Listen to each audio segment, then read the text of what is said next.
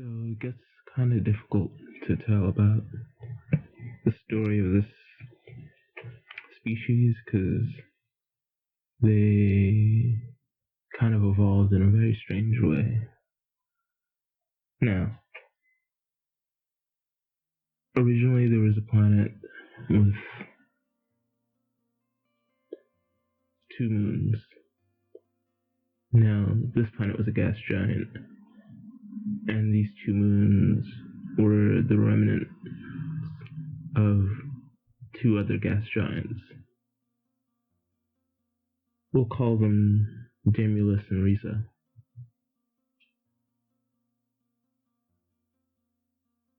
These 2 moons, Demulus and Revus, were the leftovers of a previous generation of stars. They were both about 60 to 100 times the mass of our sun. These 2 stars were about the same mass, and they orbited around each other for a good 60 to, I think, close to 300 million years, but these numbers get irrelevant at that point. Well, unless you want to get so pedantic about it. Now, the original gas giants that Demulus and Revus started as were about the size of Jupiter, maybe closer to Saturn, but again, it doesn't really matter. They were just about the same size. Now, you've got 2 stars with 2 Jupiter-sized planets each, much larger than our sun. Eventually, these 2 stars went supernova. Well, rather, one went supernova, the other one was triggered by the first because, they're about the same age, they're about the same size, they wound up, you could call it dying, but transforming together. One of these stars became a neutron star. Its mass hundreds of thousands of times as dense as our star, but only about twice the mass. So, but the second star, because it was triggered by the first one going into a supergiant, became its own object, but it wasn't a neutron star, it ended up becoming a black hole, just because the formation of quakes after it was vibrated violently by its partner star turning into a red giant. It ended up collapsing in a, let's say, efficient manner. These 2 stars explode, and the planets around them were devastated. Now, on these 2 gas giants, right, there were 2 consciousnesses that developed on them.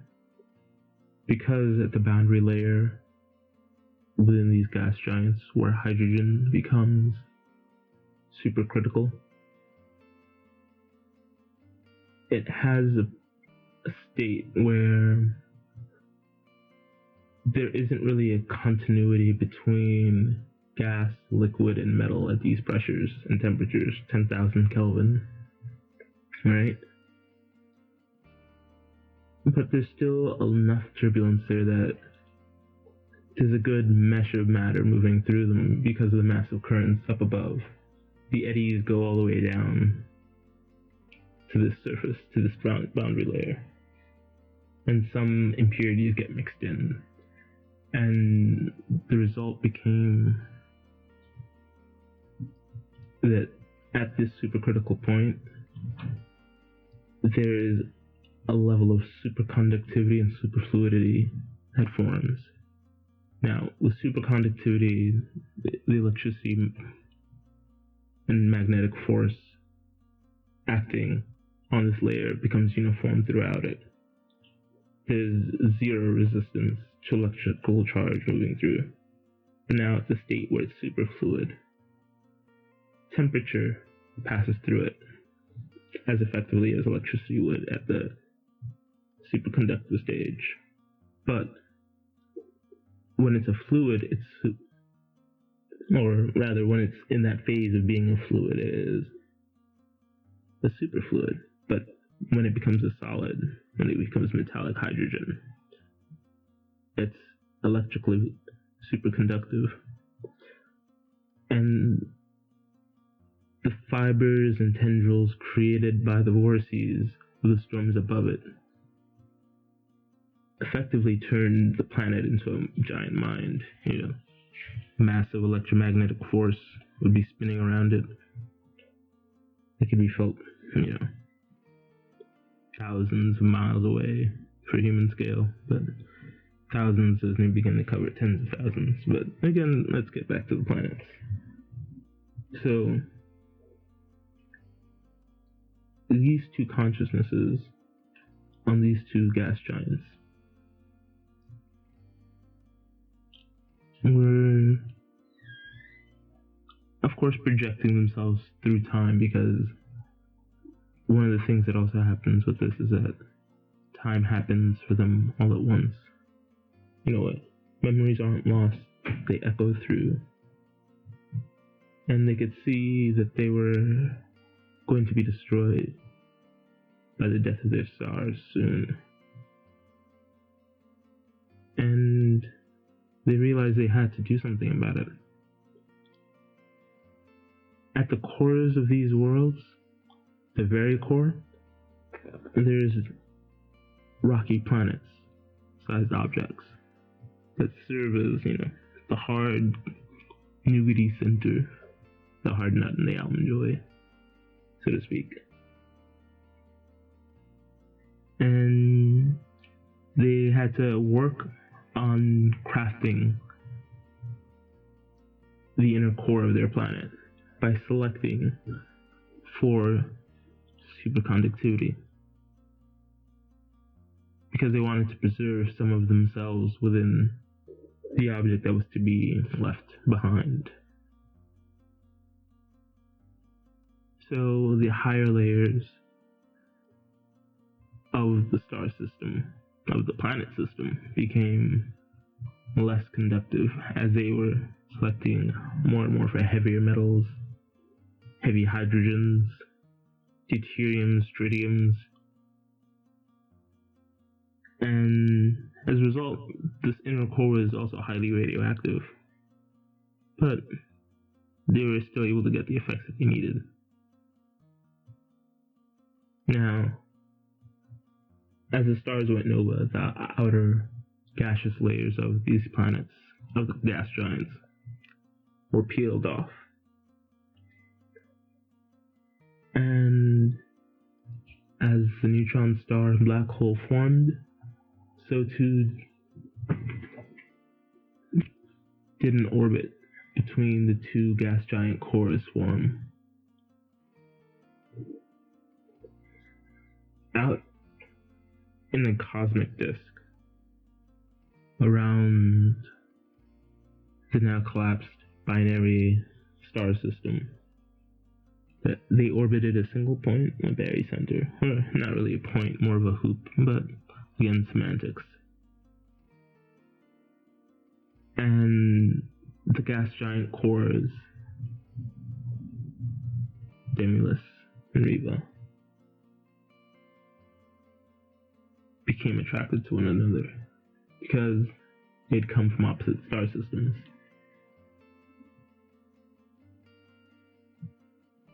The difference in their electrical conductivity made a difference in polarity as electrostatic charges were built up from the peeling off of their gas clouds.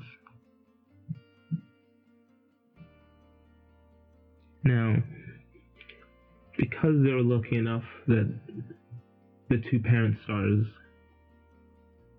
that created them were spinning and moving around the same speed, some like orbital dynamics that way. They caught each other in an orbit, where they found a mutual center again. So, these planetoids, orbital bodies, they're still massive compared to our moon. Bigger than our Earth by a good margin as well, but again, the scale is kind of invariant as long as magnitude matches to a point. You don't get these pressures with small objects. But in time, the new orbit found by the cores of Demulus and Revus stabilized. Now, Demulus, or the Demulosians, however you want to call it, it favored preserving their superfluidity. Trivans favored their superconductivity. Both of these features, as you can see, merged into a semblance of what the original were. Two species, two planets. They create a single life. A shadow of what each was originally, but because of that, there's a dynamic there. Different choices in impurities, different choices in crystallization patterns. And because as a species, they both kept the memory of the original stars, because it was very much written into their fabric of their literal beings. A myth of night and day formed, right? You know, they've got a neutron star that still glows, and they've got a black hole that their neutron star is orbiting, or rather they're orbiting each other. These two species form while the accretion disk of the leftover mass of their black holes and the leftover ejecta from the supernovae were still outgoing. The pulses created from the final strippings off of matter from the partner that became a white dwarf was fortunately orbiting the star system, the barycenter, the mutual shared point between the black hole and neutron star, to form new planets. And the dance that formed between the cores of Demulus and Revus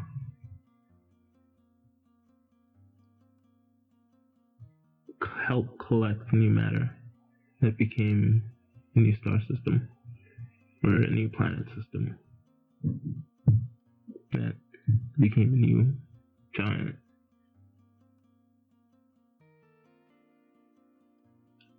That now these cores would orbit around, and it was very strange for them to see this. And by them I mean the Watchers. Because, as I mentioned before, they kind of sense psychic energy, and these were two species that had become one. Two essentially mono-minded planets that, in creating rocky worlds, bifurcated into a multitude.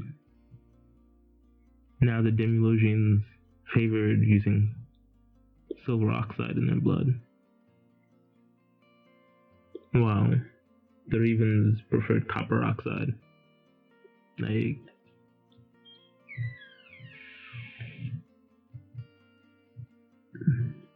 it's hard to describe, really, the crazy dynamic between these two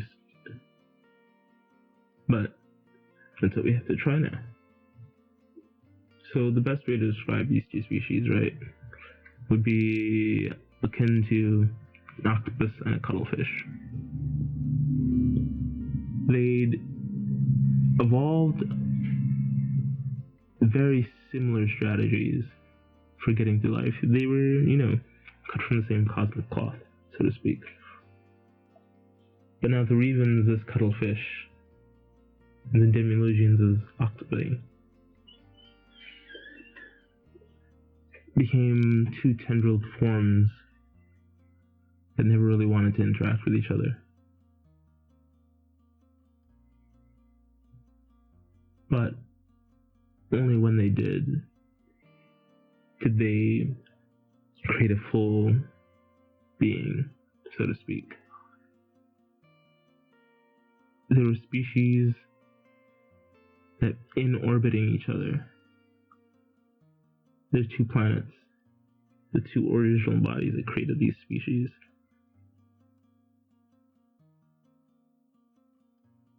would eventually collide, but not before creating the original gas giant that we were speaking about, or the child of them, right?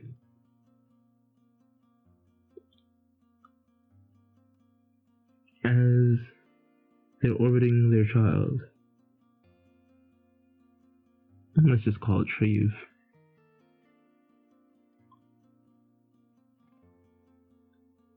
they're funneling the gas, the charged particles from the magnetar core of their orbit to feed directly into this child. They're literally growing this new star, this new planet. They're far out in the orbit of the star system. So, as they go in and out of the galactic plane, and they go in and out of the plane of their own dual star system, what they create amounts to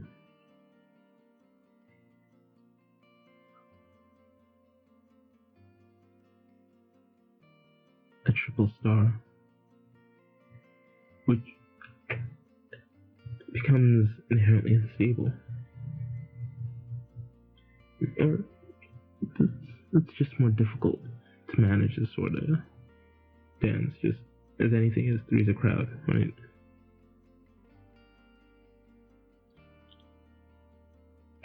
But in time, as the mass of the third gets larger and larger,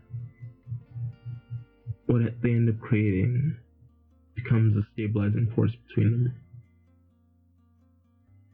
And Triv is able to move further and further out in orbit from its two parent stars, the rocky planets. Now, as Triv grows to be about the size of another Jupiter, it's able to move and stabilize and drag its two parents away from the chaos that's happening at the core of the solar system. Because there are occasions where the buildup of spin in the neutron star would cause it to eject gamma ray bursts, which don't really help, but it's enough energy to actually recharge these star systems, so to speak. So it becomes food for them, but there's also a great deal of gravitational waves, tidal forces that are churning the inside of these rocky aftermaths. In time, the magnetic forces that are created by Triv become locked and pointed at the center of the stars, because the magnetar becomes electrically charged, but it's locked and facing the magnetar as it orbits its black hole. As that orbit sped up, and the black hole and neutron star come in and spiral closer to each other, the resulting system between Triv, Demulus, and Revus starts to come into sync with this orbit. Now, Triv becomes tidally locked, while Demulus and Revus are in a closer Lagrange point.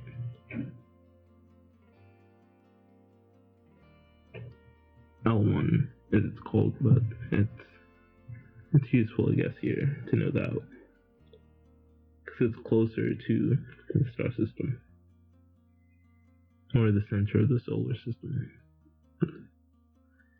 Now, on these two planets, these species are evolving, living their lives, doing what they do, building civilizations, seeing their counterparts on the other planet. And they create rivalries for each other. It's it's a war, peace, love, hate, sort of thing. They're both intelligent, but they're both differently intelligent. One's hard in an obvious way, it's metal. The other is fluid, it becomes a part of the water of the planet. Now again, one form is very much of a hive-minded collective. The second becomes a series of tuned forks, vibrating at different ratios based on size. Think walking electromagnetic trees. While the Demulans are sort of not quite clouds, not quite blobs, but something between, always moving between the states of liquid, but rarely crystallizing. They crystallize when they die, which creates this fear of the Trivans, because they look like the living dead to the Demulans.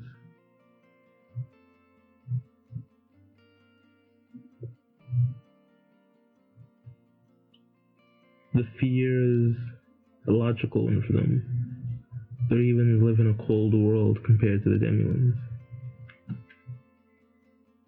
I mean, literally and figuratively, the emotional states between the two planets were war and peace, because the Trivans were, innately separate, while the Demulans could share matter, information, proto-genetic material. Because what we call genes to them would be, in terms of informational density, a joke.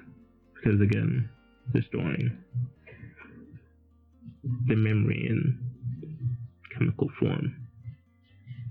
And you'd get moments of isolation and difference within these storms, because there were living storms of water ice. That was their civilization. Clouds. Civilizations in clouds.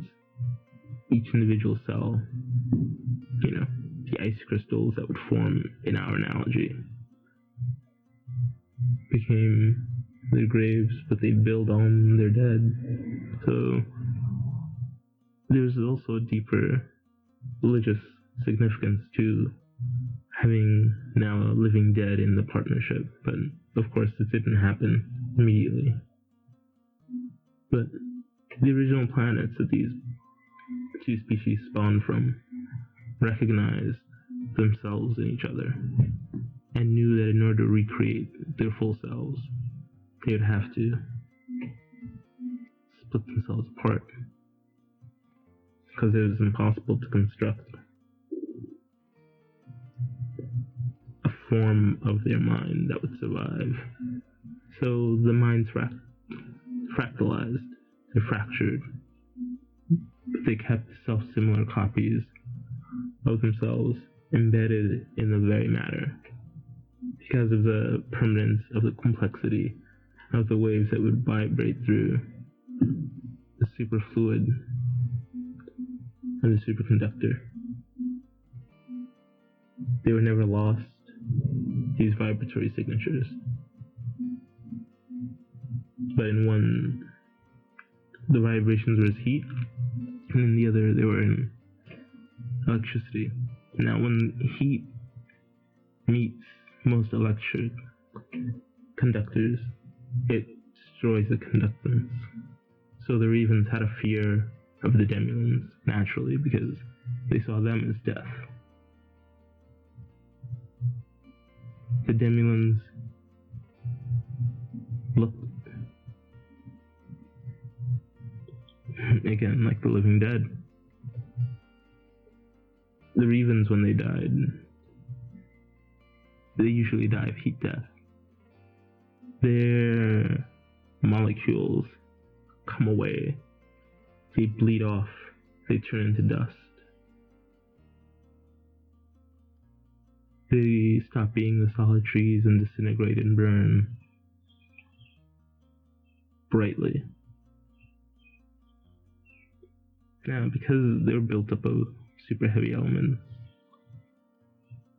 uraniums being, among the more common elements within them, because the original planet had selected for heavier elements. The radiation that they gave off was bound to kill them, and they had to give this off constantly. And that was how they stayed alive, giving off this heat from the radioactive elements that made them up, that also gave them the superconductance.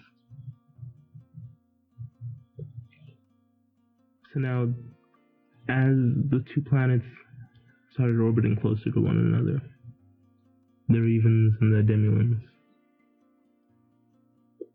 eventually they would meet.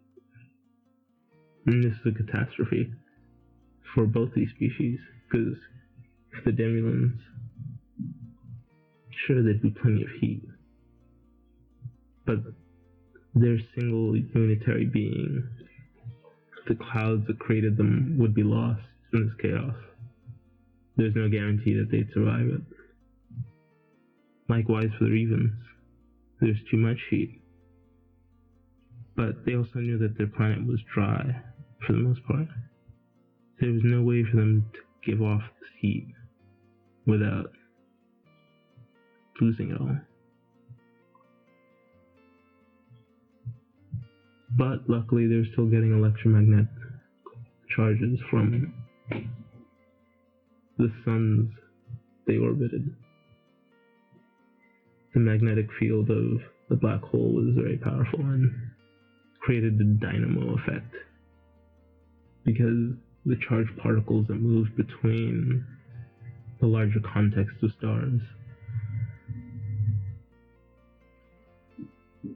was pumping energy into the system, keeping it going.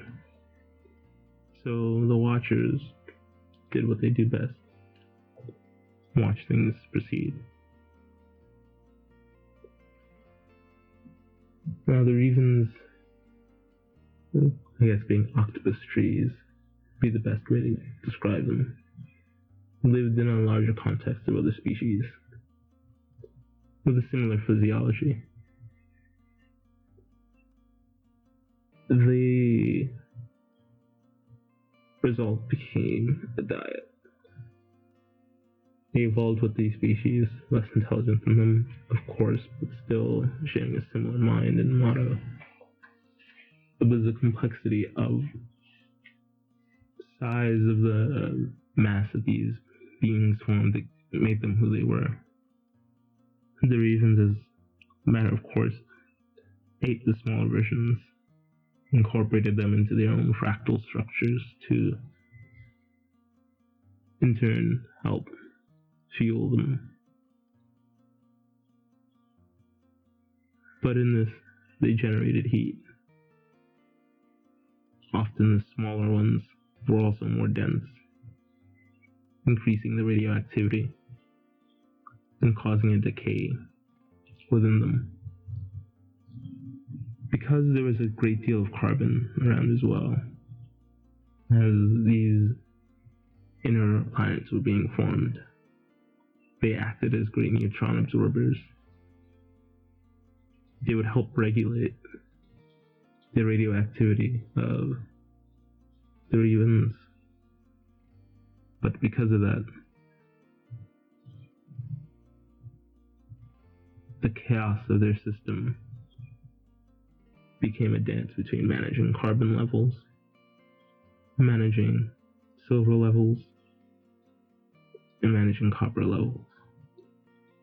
Iron at these levels, at these temperatures, wasn't quite useful the same way as heavier elements would be. Hence not the copper, the silver. Now the Trivans had another issue, of course, though. Because they could see through time in a way that we can't. They could see the eventual merging, but the mind that emerged in such a system was not their mind. So for them it was a death, an end of memory. Because again, like the original stars that they came from, they saw time as a complete unit.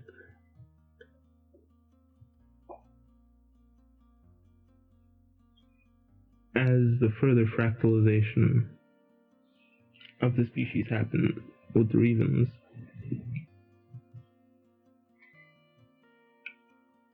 an attempt was made to engineer a mind store all their minds in their full complexity. And in it, they chose a transcendental number, so to speak. Or at least they approximated one. And by process, able to store or discover a number that stored their entire complexity.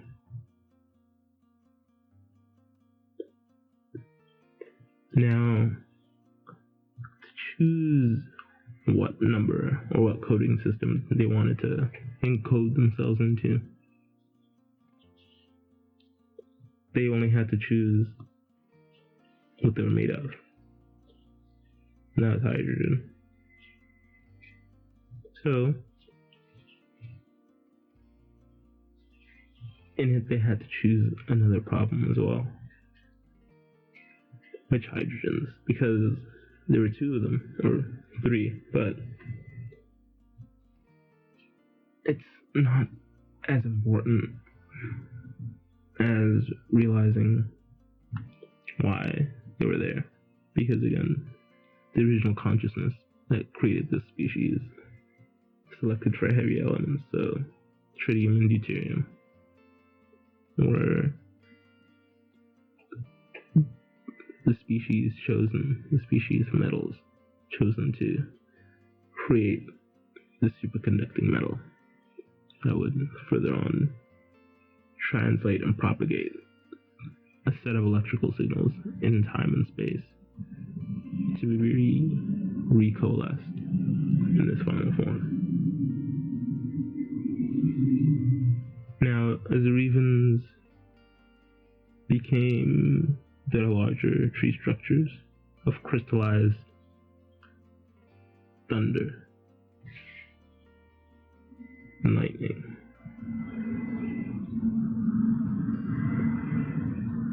the dance that they created with each other as a language was one to propagate electrical signals through other mediums. By moving around,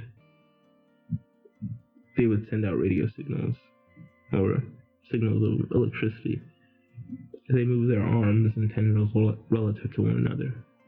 They'd create notes in this electricity that would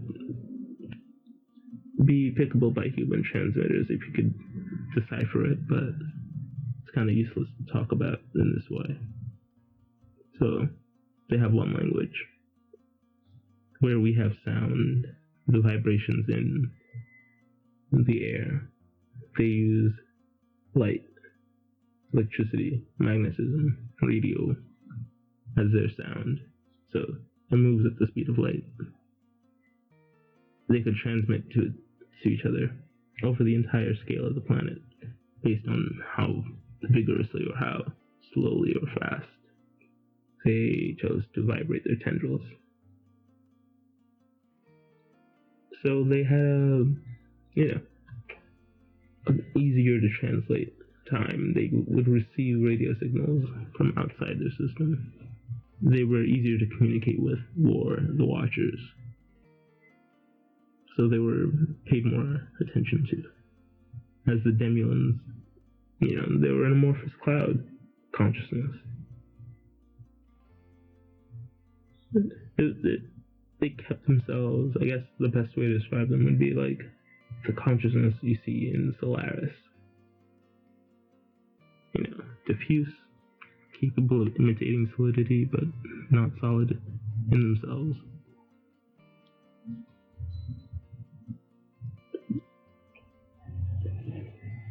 As time moved forward, and the Trivans knew that their planet was on its final collision course with the Demulans, and they see their death approach, both these species, a choice had to be made. Do they face it together? Or do they try to destroy one another in order to preserve themselves? Because the solution would have been easy enough to knock the other out of orbit, either to collapse into Travis or fall into the black hole neutron star combo. But the solutions were dire, because if one increased their speed too much or too little, they ran the risk of destroying both themselves and the other. It was a permanent stalemate. They didn't know what to do. They couldn't move mass between the two of them. The dance was kind of out of their ability to do anything about.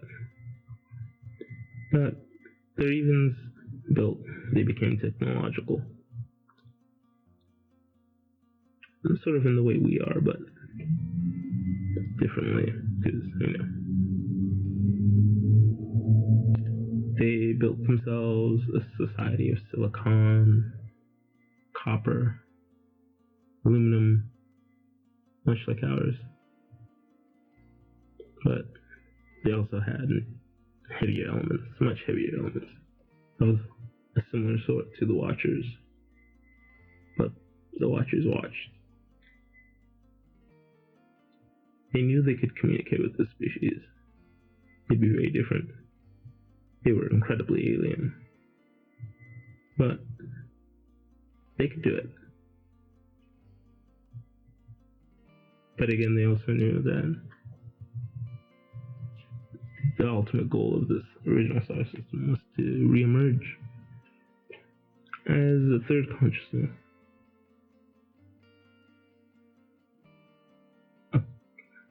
A mutual combination of the original two.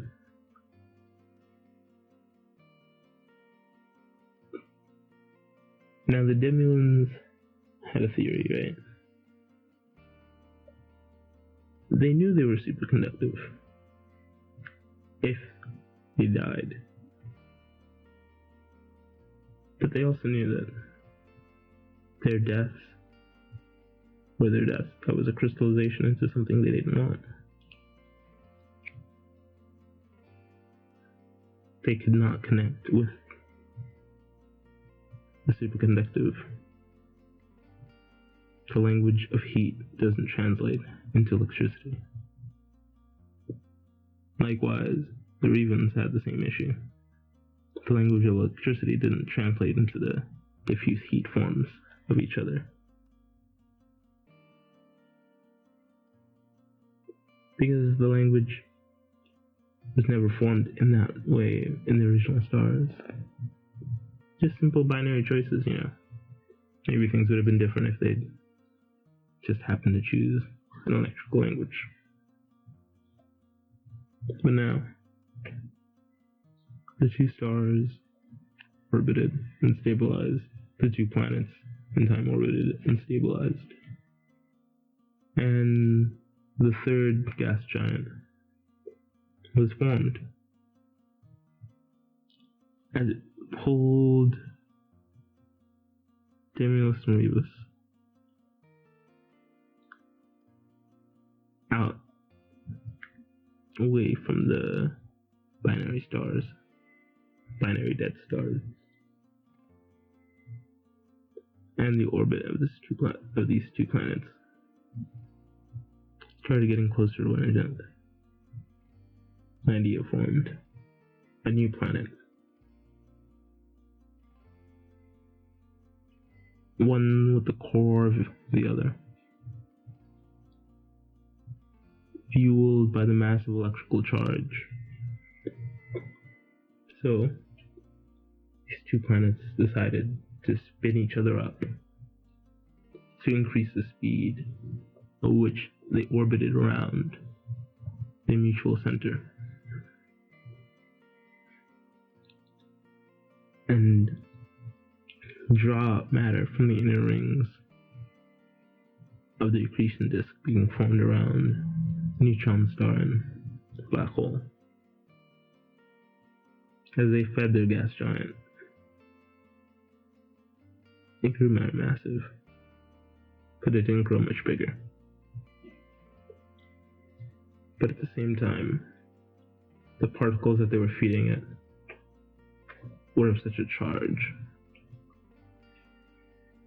that it changed the orbiting direction of gas giant.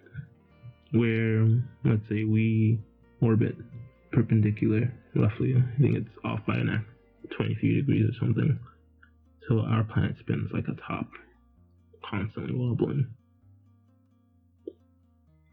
The direction of spin, the North Pole of this gas giant, would be pointed at the two stars, or the two dead stars at the center.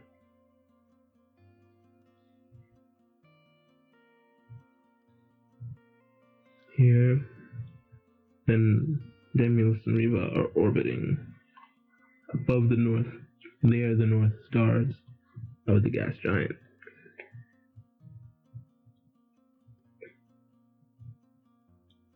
It's an interesting dance. And the result is that the same force causes the auroras on our planet. The electromagnetic winds are funneled directly into this gas giant, creating a massive magnetic field that acts as an electrical dynamo for the Trivans, but at the same time acts as a heat source because of the massive tidal forces that they're creating for the Demulans. The Trivans further carve into their planet, making it a series of jigsawed, complicated thunder fractals, essentially breaking their spherical world into a large spiral. Very much like a slinky turned in on itself, but a bit more, let's say, trees of slinkies, or tree slinkies. Now, the Demulan world was forced to break itself down. They digested their world effectively.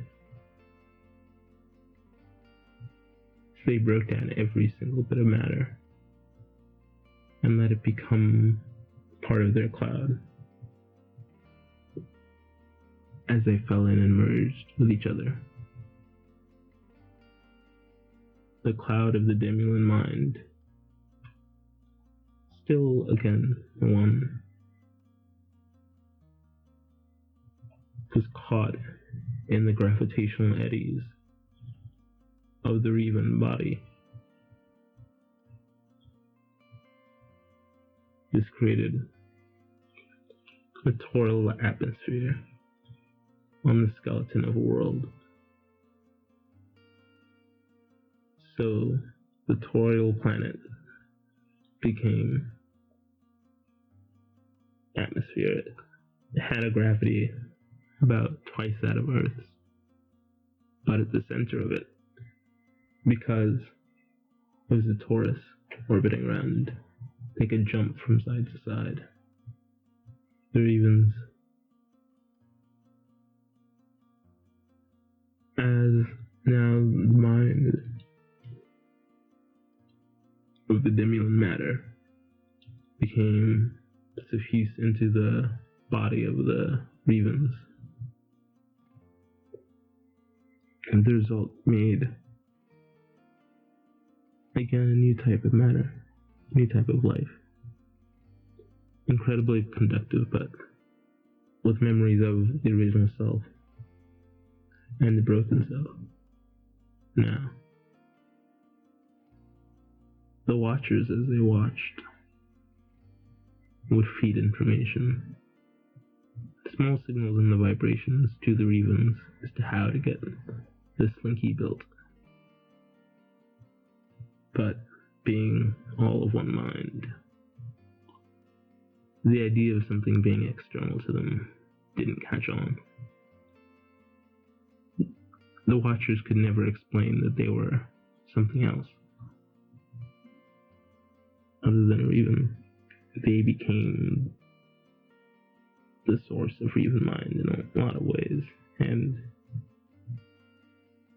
so the consciousness that formed at the end was compatible mentally with the Watchers, but as a result, kind of bored the Watchers. It was like watching a reflection of themselves mentally in a crystallized form, where the Watchers were largely biological, like you and I. The resulting, let's call them Trivan now, one planet now orbiting one supergiant star, sun. But again, it's more like a brown dwarf at this point anyway. So, this 2-star system created a third that became the Trivan system. The feeding of matter of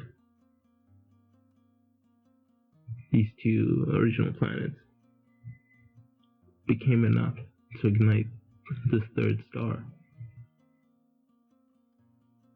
But not to the point of runaway fusion, but again another very long-lived trillion-year star, very much like that of the Watchers. So it was a dance that they didn't want to interrupt, and they could only watch happen over thousands, millions, billions of years. The looming anxiety, the fear, the dread for billions of years, just echoing across time and space.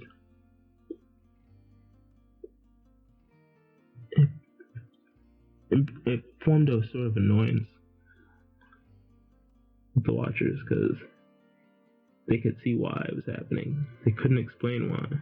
Because again, it was mystical, hokey bullshit to the Trivans and the Demulans. Oh, there is a life after death. Because in the phase transition between being the Demulans and the Trivans, being Trivans, there was a transitory moment where the consciousness of the two species, the dead of one and the dead of the other, become alive again. And having this sort of living death experience of two racial memories being carried through the ignition and transition of a new star gave a sort of perspective to the Trivans that the Watchers didn't have. The Watchers didn't fear death, but the Trivans understood it, even though they were deathless now. They were an immortal species, but they understood the fear of death. The Watchers saw death as sort of a joke, a game, something that just happened to lesser species, so to speak. It was a fortunate lot for them. But the Trivans had known life in different forms, in different species. The memory of each species within themselves, within their history, as Trivans, echoed on through time. They had an empathy for other species in a deeper way, because they'd been them and they remembered all of it. Every single moment of every single life form stored within their mind. So it was a homogeneity of differences in the bodies the Trivans had formed.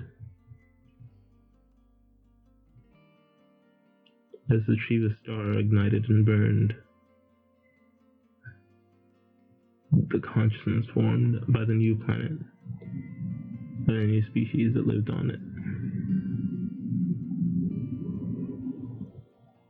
wanted to travel the universe and sort of help them to avoid anxieties, whereas the Watchers just watched, they'd observe, they collect their data. The Trivans wanted to sort of ease this pain along, and they had the perspective to help, because they'd sort of been there. And they knew what pain was, they knew what fear was. Because that was, a couple billion years of torture, of anxiety, of knowing death. It was useful. And because the Duelan systems, they lived as a water cycle, living as a gas. Most of them stayed as gas most of their existence, transitioning into water. But because there wasn't a clear boundary between them, the information that was exchanged between water and gas was useful. They would form eddies and store information in these storms. They would create electromagnetic discharges because of the friction, just like water does on Earth. But the information that was created would get beamed back into the hard ground of their planet, a larger superconductor, largely dead, the same way we look at dirt. Whereas the Trivans, they saw the dirt as part of themselves, they integrated with it directly. They could think and move the world. And that's how they became so technological so easily. the best way to describe it would be something like a magical world or something telekinetic, but it was really, my mind is plugged directly into the ground, like, shit works. And especially because electromagnetism could be manipulated by the changing ways that they moved their limbs. They could point and move an arm up, and the resulting electromagnetic eddies would pull the matter up with them. Particularly the gas in the air around, so they could charge the gas and pull it up. And matter changed this way, like the same way we understand magic to work was the way their technology worked. And part of this became echoed in reality because as they moved and communicated, they translated brainwaves directly into communication. They didn't have a linguistic filter. It was mind creates reaction gets translated. There's a fidelity in their communication that we don't have. But it was useful because the organizational ability of the species to, move their world and change it to a shape that would help survive the death of their star is kind of phenomenal.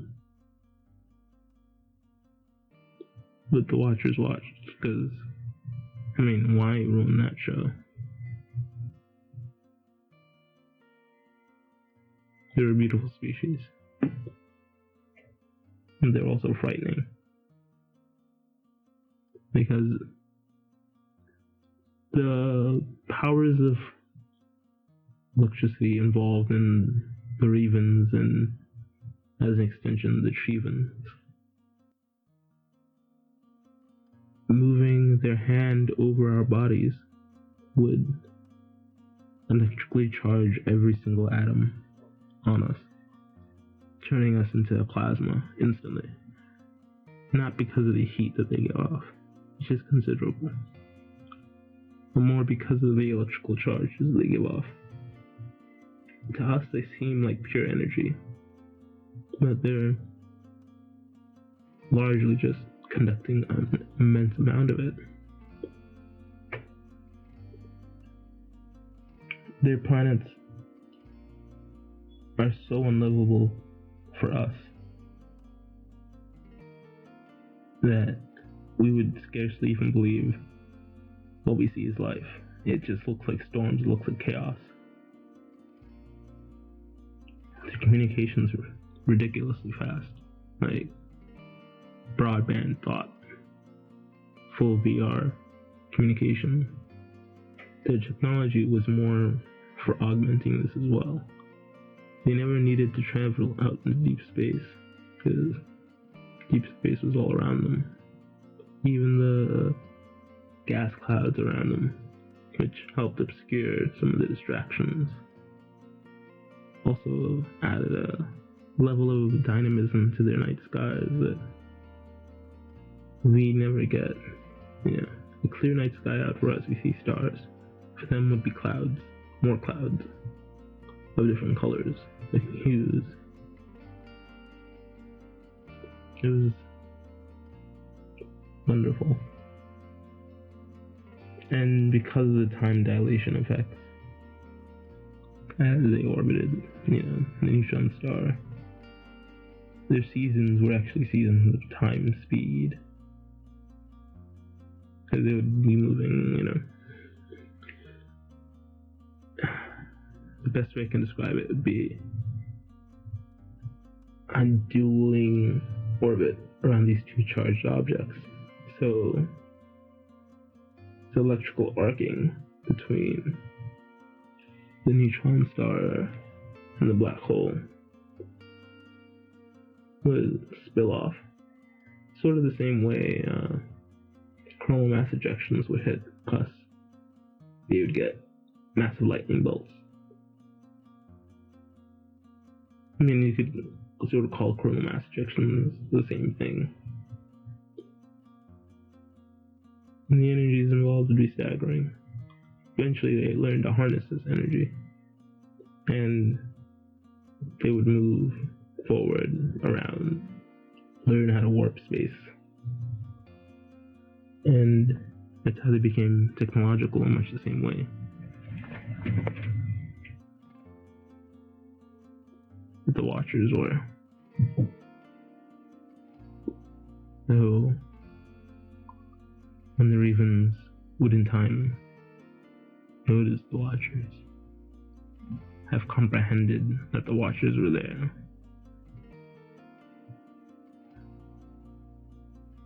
the emotions were not something that translated, because the pain of dying as a species again and again, infinitely, to be reborn as one mind again, one composite but separate mind, a dueling hive mind in this way, to meet another hive mind, which was Watchers, that, formed rather stably on an old world. They were the stolid aristocrats in their minds, snooting, looking down at their suffering.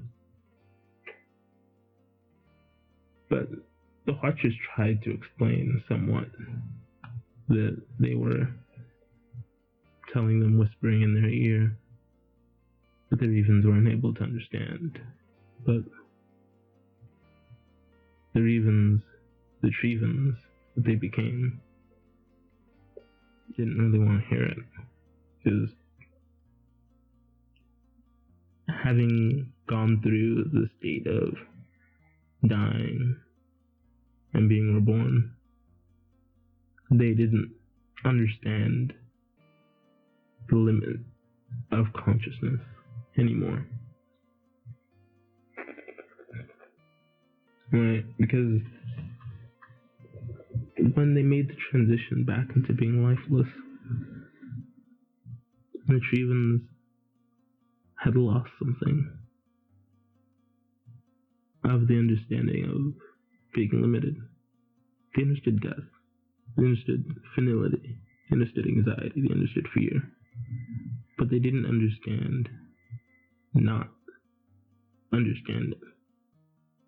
Because after they made the transition, it all became clear. They had the experience, but none of the sort of essential core of what created the limit. The mythologization of their time as living, truly living, in both the Duelan and Revan states, lost to them the sense of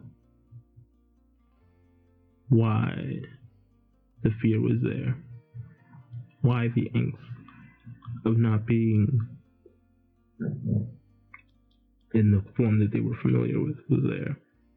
All they knew was that they felt it, and that these beings had watched and could not communicate. The Revans, though, could see and predict a bit of this, so they created fractions within themselves, fractures of dueling opposites. Again, it makes sense of theme, but those that would remember and stay in their pure Revan form, and those that would transcend and become the original mass. So the Trivans, the final form of the species, started a new war with the youngers, or rather the older. It's a weird dance, because the Revans that had gone into space to hide from the final merging of these two species to serve as the memory, again met the Watchers and understood why the Watchers had just watched. Whereas the Trivan, after they emerged, newly formed, understanding that they'd gone through agony for billions of years, and had the technology to end their suffering that much earlier, decided to lash out against the Watchers. And that is a story for another day. But yeah, cosmic wars are a bit much. Till next time.